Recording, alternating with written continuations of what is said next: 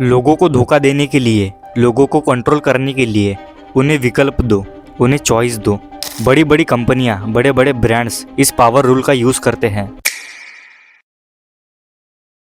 एक बार JP Morgan ने अपने पहचान के ज्वेलर से कहा कि वो मोती खरीदना चाहते हैं। कुछ दिनों बाद ज्वेलर को एक बढ़िया सा मोती मिल गया और उसने उस मोती को जेपी मॉर्गन के पास भेज दिया। वो उस मोती को $5000 में बेचना चाहता था, इसीलिए उसने $5000 का बिल भी भेज दिया।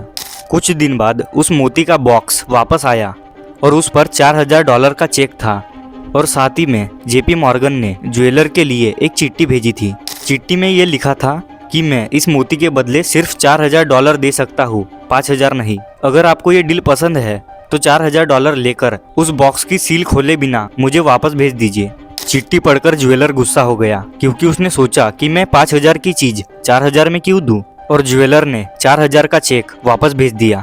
जब ज्वेलर ने अपना मोती वापस लेने के लिए उस बॉक्स को खोला तो उस बॉक्स में $5000 का चेक था। जेपी मॉर्गन को वो मोती बहुत पसंद आया था, लेकिन वो चाहते थे कि वो मोती मुझे सस्ते में मिले। अगर ज्वेलर उस 4000 के चेक को स्वीकार करता और मोती के बॉक्स को वापस भेज देता तो जेपी मॉर्गन का फायदा हो जाता। जेपी मॉर्गन ने ज्वेलर को ऐसे विकल्प दिए थे जिनमें उनका ही फायदा था।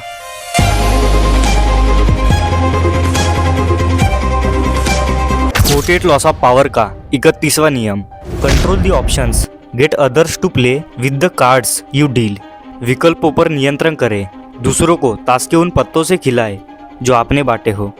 ये नियम हमें कहता है कि हमें लोगों को धोखा देने के लिए, लोगों के ऊपर कंट्रोल रखने के लिए हमें उन्हें ऑप्शंस देने चाहिए, ताकि सामने वाले को लगे कि कंट्रोल उसके हाथ में है, लेकिन असली कंट्रोल तो हमारे हाथ में होगा, क्योंकि वो दोनों विकल्प हमने दिए हैं और दोनों विकल्पों में हमारा ही फायदा है।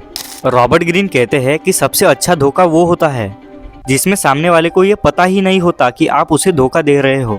सामने वाले को ये महसूस ही नहीं होता कि आप उस पर कंट्रोल रखते हो।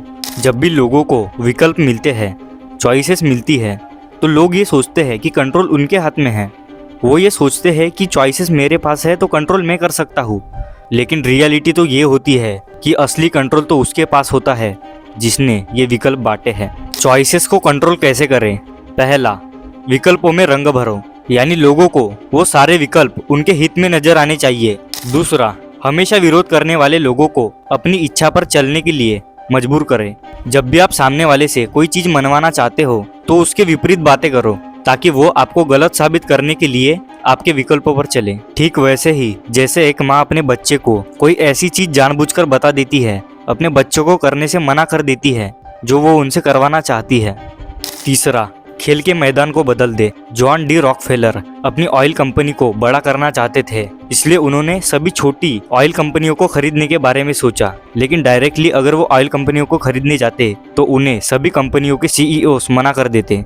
इसीलिए उन्होंने ऑयल कंपनियों को नहीं खरीदा, बल्कि उन्होंने रेलवे कंपनियों को खरीदा जो उन छोटी कंपनियों के ऑयल को एक्सपोर्ट करती थी। रॉकफेलर ने खेल का मैदान ही बदल दिया। खेल का मैदान बदलना मतलब ऐसी कुछ सिचुएशन क्रिएट करना कि सामने वाले के पास आपका विकल्प चुनने के अलावा कुछ ऑप्शन ही ना बचे। चौथा, सिमटते विकल्प, यानी लोगों को दिखाओ कि वो विकल्प कितना रेयर है। पांचवा, दुविधा के सींग, मतलब लोगों को डर दिखाओ कि अगर आपने वो ऑप्शन चूज नहीं किए तो आपका इसमें घाटा है। इन 5 टेक्निक्स की मदद से आप चॉइस पर कंट्रोल रख सकते हो, विकल्पों पर नियंत्रण रख सकते हो। विकल्पों पर नियंत्रण करें, दूसरों को ताश के उन पत्तों से खिलाए जो आपने बांटे हो।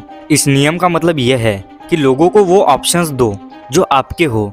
ऑप्शंस देने पर लोगों को ये लगता है कि कंट्रोल उनके हाथों में है, लेकिन असली कंट्रोल तो आपके हाथों में होगा, क्योंकि ऑप्शंस आपने दिए हैं। लोगों को ये महसूस ही नहीं होना चाहिए कि वो कंट्रोल में है। देख भाई, अगर तू लोगों को कंट्रोल करना चाहता है तो उन्हें ऑप्शंस दे। उन्हें लगेगा कि मैं ऑप्शंस अपनी मर्जी से चूज कर रहा हूँ, लेकिन असलियत में ऑप्शंस तूने दिए हैं, कंट्रोल तेरे हाथ में है। अगर तू कंट्रोल का ये गेम समझ गया, समझ जा तू पावरफुल बन गया, क्योंकि कंट्रोल का दूसरा नाम ही पावर है।